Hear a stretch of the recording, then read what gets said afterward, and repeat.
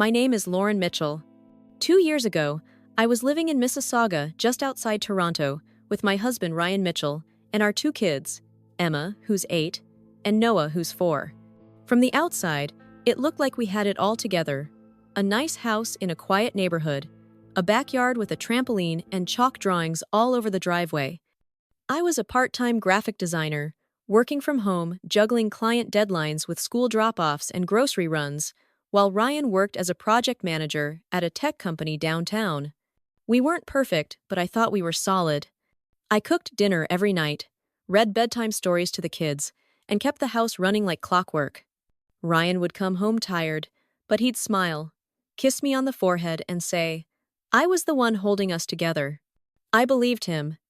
I believed every word until the day it all fell apart. It was a Tuesday morning. Nothing special. Just another day where I was driving to pick up some art supplies for a client project. I was on Ontario Street, stuck in traffic, when I saw Ryan's car parked outside a coffee shop near his office. I thought maybe he's grabbing a quick latte. You know how he is about his coffee. I almost honked to get his attention, but then I saw her.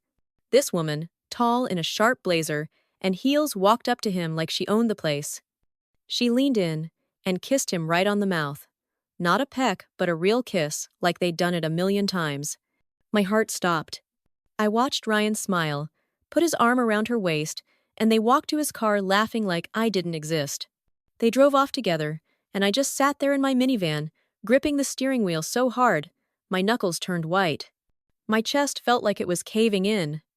Was this real? Was my husband, the man I'd been with for 10 years, really doing this? I wanted to scream, but I couldn't, because Emma's school pickup was in 15 minutes, and I had to keep it together for her. I don't even remember driving to the school. It was like my body was on autopilot while my brain was screaming. I kept seeing that kiss over and over, the way he looked at her. So comfortable, so happy. When I got Emma in the car, she was chatting about her art project, but I barely heard her. All I could think about was Ryan and this woman. Who was she? How long had this been going on? Had I been blind this whole time? I got home somehow, fed the kids dinner, and put them to bed, like nothing was wrong, but inside I was breaking. I kept telling myself, maybe it's a mistake, maybe I saw it wrong, but deep down, I knew the truth. I just didn't want to face it. That night, Ryan came home late, around 9.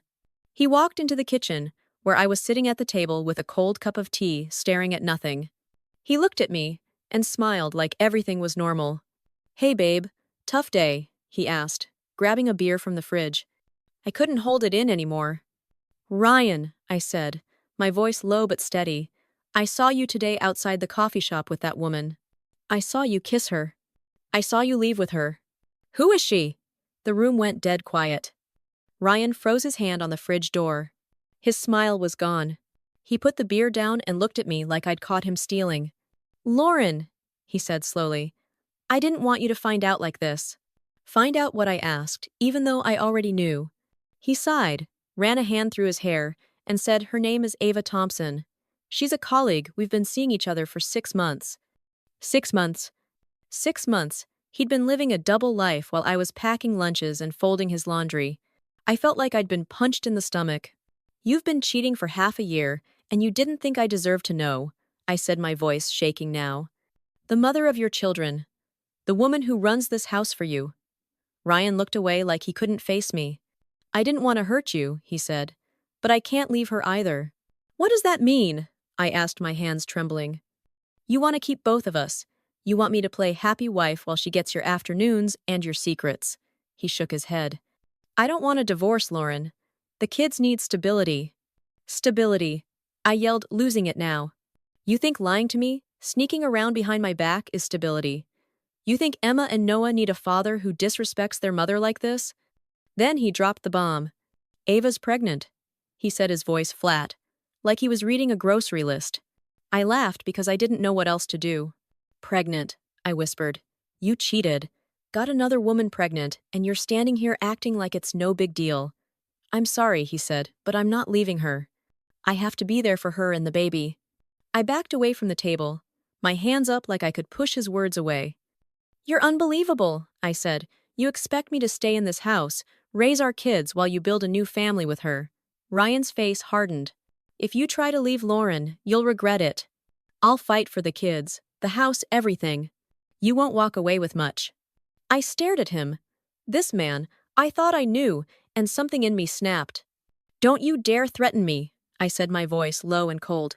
You try to take my kids, and you'll see what I'm capable of.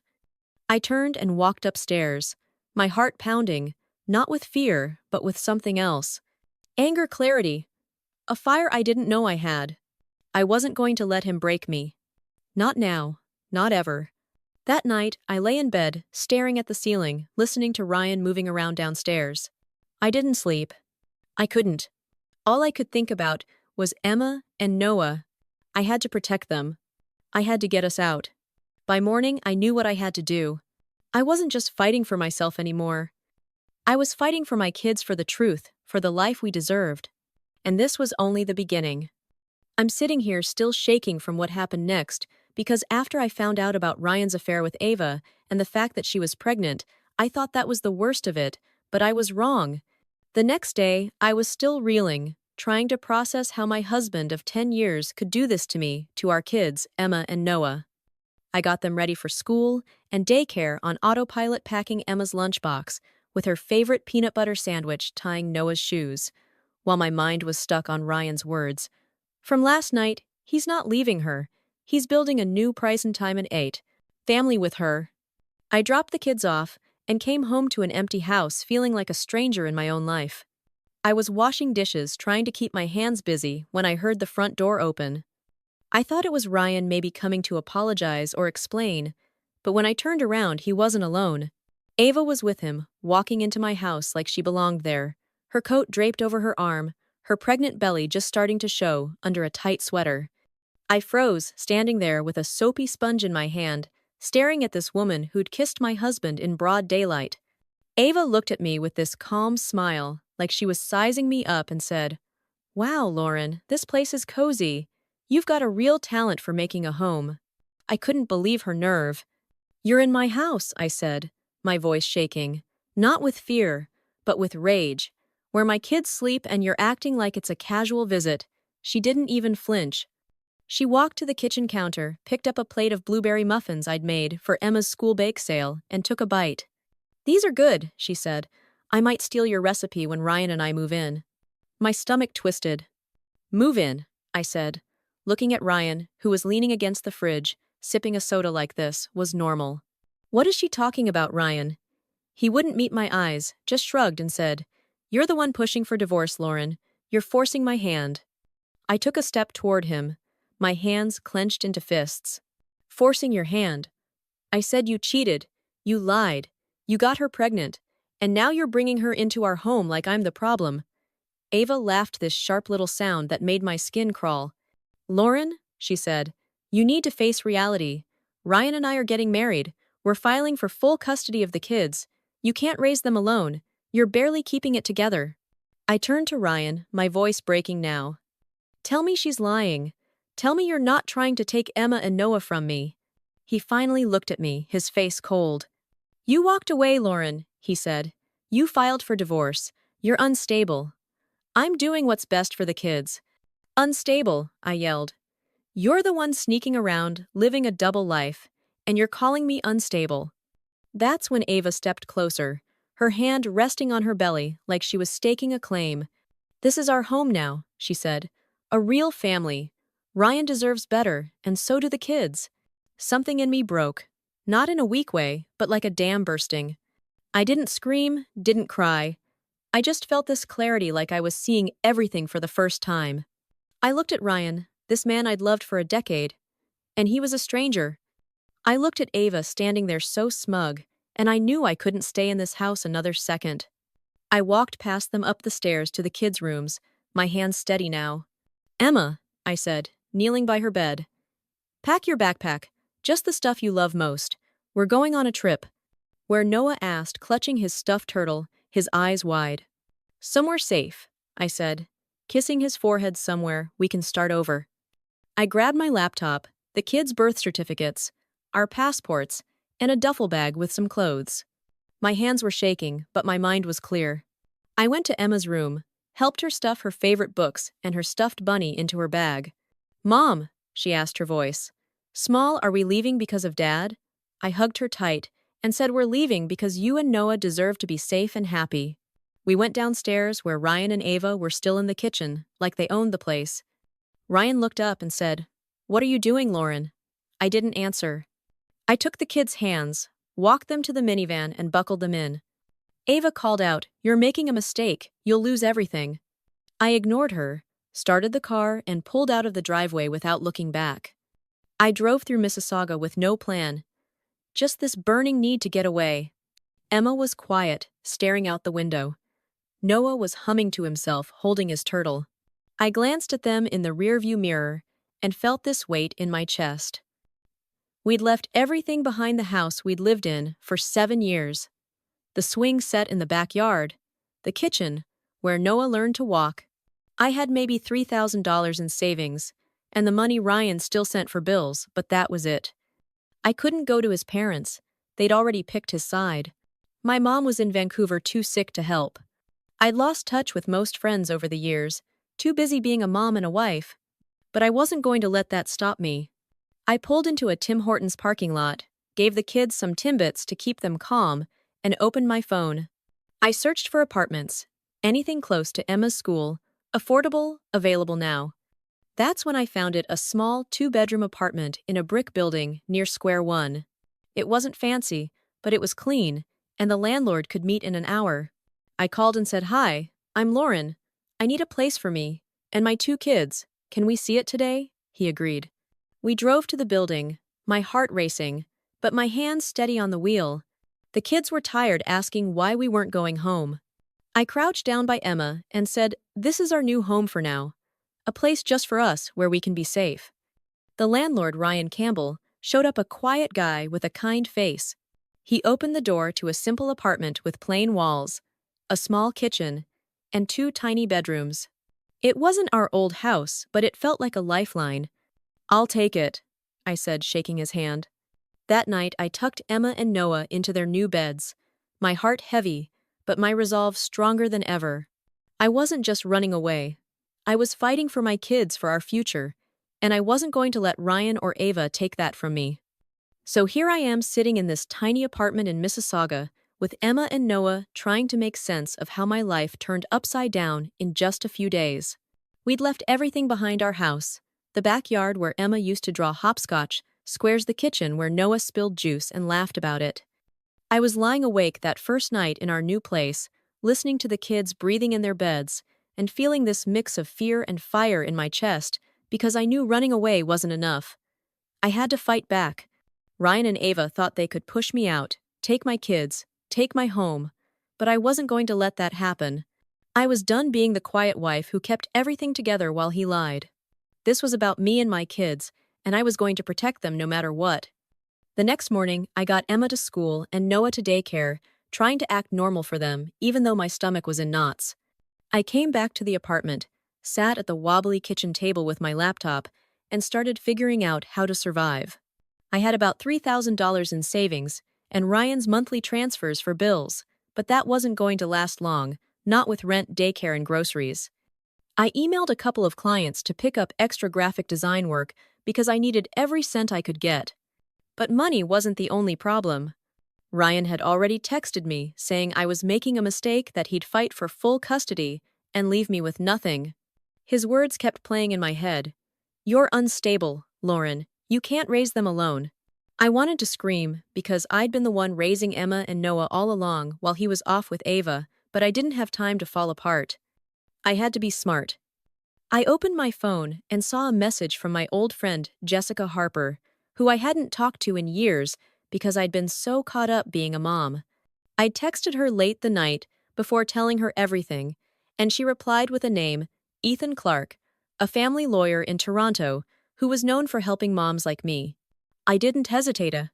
I called his office and said, "Hi, my name's Lauren Mitchell. I need help with a divorce and custody case. It's urgent." His assistant set up a meeting for that afternoon at a coffee shop near Square One, with a little play area so Noah could stay busy. I got there early with Noah and a notebook full of every detail I could think of about Ryan's affair, Ava's pregnancy, and the threats they'd made. My hands were shaking, but I kept telling myself, this was the first step to taking my life back. Ethan showed up tall in a plain blue shirt with sleeves rolled up, carrying a leather notebook. He sat across from me, looked me in the eye, and said, "Tell me everything, Lauren, don't hold back." So I did. I told him about seeing Ryan kiss Ava outside the coffee shop, about him admitting they'd been together for 6 months, about her pregnancy, about them coming into my house, acting like they owned it, about Ava eating my muffins and saying, "They'd take my kids." My voice broke when I got to the part about leaving with Emma and Noah because I didn't know where we were going, but I kept going. I told him about Ryan's threats to take custody and the house and how I was living in this tiny apartment, now trying to keep my kids safe. Ethan listened, nodding, writing notes, and when I was done, he leaned back and said, "Lauren, you're not alone in this. Family courts in Ontario don't just give kids to the parent with more money.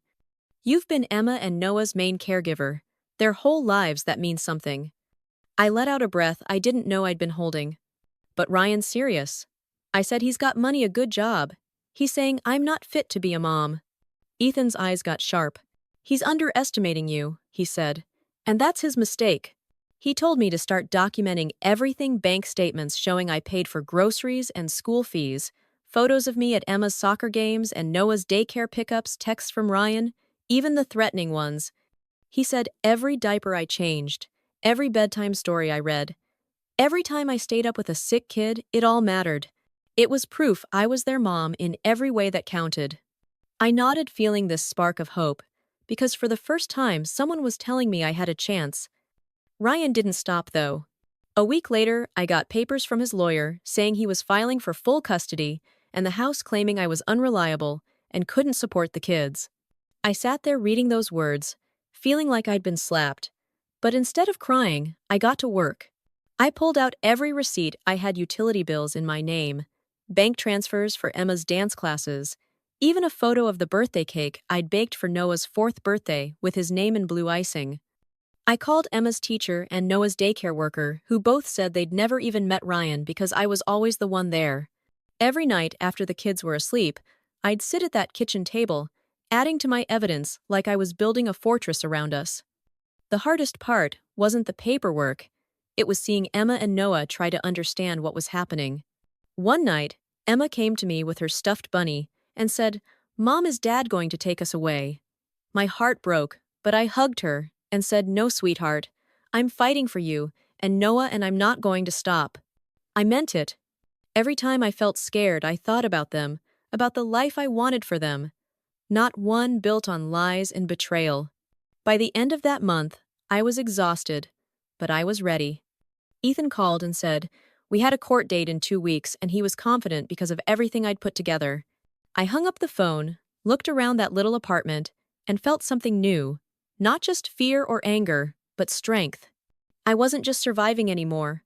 I was fighting, and I was going to win. I'm sitting here still feeling the weight of that courtroom day, because it was the moment everything came to a head, and I realized I wasn't just fighting for my kids, I was fighting for the truth. It had been 2 weeks since I met Ethan Clark, my lawyer, and I'd spent every waking moment getting ready for this hearing, gathering every piece of evidence I could to prove I was Emma and Noah's mom in every way that mattered. I had bank statements showing I paid for their school supplies, photos of me at Emma's dance recitals, and Noah's daycare events, even text messages from Ryan, where he admitted to the affair and threatened to take the kids. I walked into that Toronto courtroom in Mississauga with my head high, even though my heart was pounding, because I knew Ryan and Ava were going to do everything to paint me as a failure. I sat next to Ethan, trying to stay calm, while Ryan sat across the room with his lawyer whispering to Ava, who was there, looking smug, her hand on her pregnant belly, like she was already the new wife.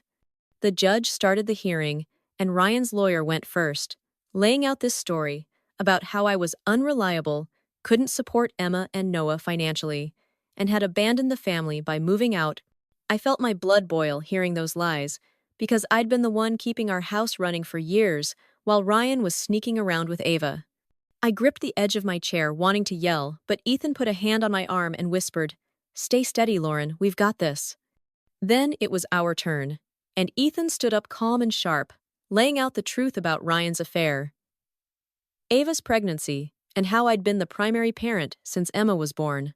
He showed the judge my evidence, the receipts, the photos, the texts, and I could see Ryan shifting in his seat, looking uncomfortable for the first time. Ava's smile started to fade, but she still had this air like she thought they'd win. Then came the moment that changed everything. Ethan turned to the judge and said, "Your Honor, we'd like to call one more witness." I didn't know who it was, because Ethan had kept it a surprise, even from me saying it would hit harder that way. Ryan leaned back in his chair, looking cocky, like he thought we were bluffing. But when the courtroom door opened and his own mother, Margaret Mitchell, walked in, his face went white. I swear I stopped breathing for a second, because I hadn't expected this. Not her, not today. Margaret had stayed quiet through all of this, never picking a side. And I thought she'd stand by Ryan like his parents always did. She walked to the witness stand, her steps slow but steady, her face serious, and when she sat down, she looked right at the judge, not at Ryan. Ethan asked her to tell the truth about what she knew, and Margaret didn't hold back. She said she'd always seen me as the heart of the family, taking care of Emma and Noah every single day, while Ryan was barely around. She said she didn't even know about Ava until I told her a month ago, because Ryan had hidden it from everyone. Then she dropped the bomb that made the whole room go quiet. She said Ryan had been seeing Ava for almost a year, not 6 months, like he'd told me, and he'd lied to his own family about it, planning to move Ava into our house without ever telling me. I looked at Ryan, and his mouth was open like he couldn't believe his own mom was saying this. Ava stared at the floor, her hands clenched tight, and for once, she didn't look so sure of herself. Margaret kept going, her voice steady, but heavy like it hurt her to say it. She told the judge I'd been a devoted mom who never missed a school event or a doctor's appointment, and that Ryan had no business trying to take the kids from me. She said she was ashamed of her son for lying, for cheating, for trying to erase me from Emma and Noah's lives. The judge was listening hard, his face unreadable, but I could feel the room shift like the truth was finally cutting through all the lies. I sat there, my hands clasped in my lap, trying not to cry. Not because I was sad, but because for the first time I felt heard. Ethan looked at me and gave a small nod, like he knew we'd landed a blow Ryan couldn't dodge. When Margaret stepped down, Ryan's lawyer tried to spin it, saying she was biased or confused, but it didn't stick because the evidence was too strong and her words carried too much weight. Ryan didn't say a word, just stared straight ahead, like he was trying to disappear. Ava whispered something to him, but he didn't respond, and I could tell she was rattled. The judge called a recess, and I walked out to the hallway with Ethan, my legs shaky but my heart steady. I asked Ethan why he didn't tell me about Margaret, and he said, "Sometimes the truth needs to come out raw to hit the hardest." I nodded, feeling this fire inside me, because I wasn't just fighting for custody anymore. I was fighting for every moment I'd poured into my kids, for every sacrifice I'd made while Ryan was building his secret life. That day in court wasn't the end, but it was the turning point. I went back to the apartment that night, tucked Emma and Noah into bed, and sat at the kitchen table with a cup of tea, feeling something I hadn't felt in months. Hope. I knew the judge hadn't ruled yet, but I'd shown up. I'd told the truth, and I'd had someone stand up for me in a way I never expected. Ryan thought he could bully me into giving up, but he didn't know me, not really. I was Lauren Mitchell, the mom who'd do anything for her kids, and I was ready for whatever came next.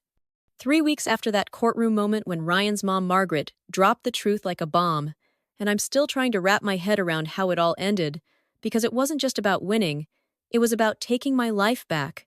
I'd spent those weeks waiting for the judge's ruling, barely sleeping, going through the motions of getting Emma to school and Noah to daycare, while my stomach churned every time I thought about what could happen. I'd done everything I could, gathered every receipt, every photo, every text, to prove I was the mom my kids needed. But Ryan had money, a fancy lawyer, and this story about me being unfit that kept me up at night. I sat on a hard wooden bench outside the Mississauga courtroom, that final day, my hands clasped so tight, my knuckles hurt, waiting for the clerk to call my name. Ethan, my lawyer, was next to me, saying we'd made a strong case, but I couldn't relax because this was the moment that would decide if Emma and Noah stayed with me or if Ryan and Ava would rip them away. The clerk called my name, and I walked into that courtroom, my legs shaky, but my head high because I'd fought too hard to back down now. Ryan was there, sitting with his lawyer, looking stiff like he knew things weren't going his way. Ava wasn't even there, and I heard later she'd bailed on him right after Margaret's testimony, too overwhelmed by the mess she'd helped create. The judge started reading the verdict, and every word hit me like a heartbeat. I was granted primary custody of Emma and Noah. Ryan would get visitation every other weekend, supervised if needed, because the judge saw through his lies. The house we'd lived in would be sold, the money split evenly, and Ryan's request for full custody, and the house was thrown out. I stood there, barely breathing, as relief washed over me like I'd been holding my breath for months and could finally let it go. Ethan squeezed my arm and whispered, "You did it, Lauren." And I nodded because I had. I'd fought for my kids and won. I walked out of that courtroom, feeling lighter than I had in years. Not because I'd beaten Ryan, but because I'd stood up for myself, for Emma, for Noah. Ryan didn't say a word to me, just left with his lawyer, and I heard he moved to a condo in Etobicoke, barely seeing the kids, because he was too busy licking his wounds. Ava was gone for good. Last I heard, she'd moved to Vancouver, telling mutual friends she wasn't cut out for the drama. Ryan dragged her in too. I didn't care about them anymore. I went back to our little apartment that night, tucked Emma and Noah into bed, and sat at the kitchen table with a cup of tea, feeling something I hadn't felt in so long. Peace. It wasn't the kind of peace where everything's perfect, but the kind where you know you're on the right path. The weeks after that, I started building something new, not just for the kids, but for me. I took the money from the house sale and put it into savings for Emma and Noah's future. Maybe college or a trip one day. I kept working my graphic design gigs, picking up more clients, because I was good at it, and it felt good to provide for my family on my own. I made that apartment ours, little by little, hanging new curtains. Emma picked out painting the walls. A soft blue. Noah loved building a bookshelf with them on a Saturday afternoon, while we laughed and got paint on our clothes. I planted a small herb garden on the balcony with basil and mint, because Noah liked smelling the leaves. It wasn't the big house in Mississauga with the trampoline, but it was ours, every inch of it fought for and earned. Emma started smiling more, asking me to braid her hair before school, and Noah would run to me after daycare with drawings he'd made. One night, Emma looked at me while we were reading a bedtime story and said, "Mom, I like it here. It feels safe." I hugged her tight, my eyes stinging because that's all I'd ever wanted for them. I still thought about the old house, sometimes, the kitchen, where Noah took his first steps, the driveway where Emma learned to ride her bike. But I didn't miss it, not really. That life was built on Ryan's lies, and I'd traded it for something real. People asked me how I found the strength to leave, to fight, to start over, and I told them the truth. I didn't feel strong when I left. I was scared out of my mind, shaking in that minivan with my kids in the back, not knowing where we'd end up. But the thought of raising Emma and Noah in a home where betrayal was normal, where their mom was disrespected, that's what pushed me out the door. I didn't leave because I stopped loving Ryan. I left because I remembered how to love myself too. If you're watching this and you're stuck in something that's breaking, you don't wait for it to destroy you completely. You don't need everyone to believe you or to be perfect. You just need to be honest with yourself. I'm not saying it's easy, but I'm saying it's worth it. I look at Emma and Noah now, and I see kids who know their mom fought for them, who know what it means to stand up. I'm not the woman who won a court case. I'm the woman who reclaimed her life, her kids, her peace. If you've ever had to walk away from something that felt like your whole world, you're not alone. Your story matters, and sometimes the best way to fight back is to live well. That's what I'm doing now, one day at a time with my kids by my side, and I wouldn't trade it for anything.